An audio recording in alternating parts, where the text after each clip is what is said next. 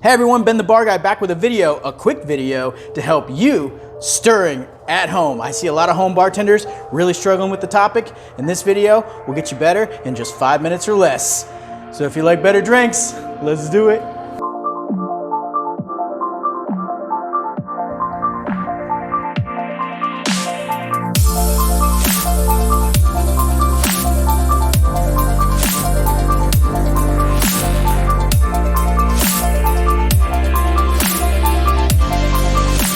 This is a quick video about how to stir, how to do it really quickly and look like a professional as fast as possible. The first thing you're gonna wanna do is have a cold, frozen glass to stir in, then we're gonna make the drink. There we go. This is a Manhattan that we have in the glass. You'll notice we didn't add ice to this. Don't wanna do that till after you measure. Okay, now we've added some ice.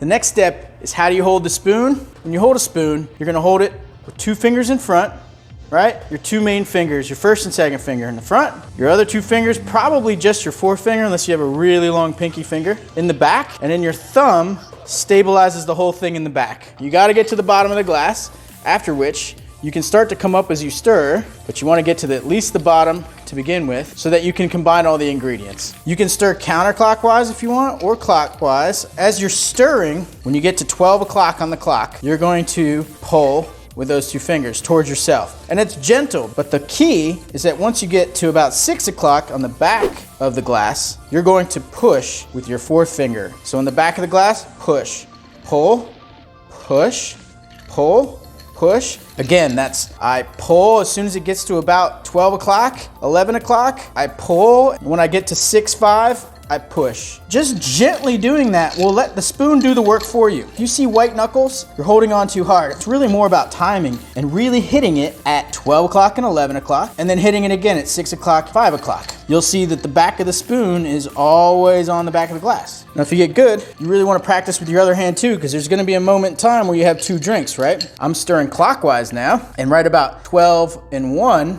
I am pulling, and about 6 and 7, I am pushing. Another quick hint, make sure if you have the other hand on the glass, you're holding it by the absolute base. You don't wanna be holding it right here because you're warming the drink. You're trying to go as fast as you can. If an ice cube pops out, that's okay. Spoon stays relatively in the same space, the same center of gravity, okay? It doesn't really move from this point. It just travels around this point. If you're trying to move the spoon, you're gonna struggle. Look how relaxed my hand is. My arm's not moving, my elbow's still, my wrist is loose and relaxed, my fingers are loose and relaxed. The momentum of the ice is really doing the work for me. Quick straining tip, you wanna get yourself a julep, link in the description below. You're going to put it right over this. I like trapping the spoon.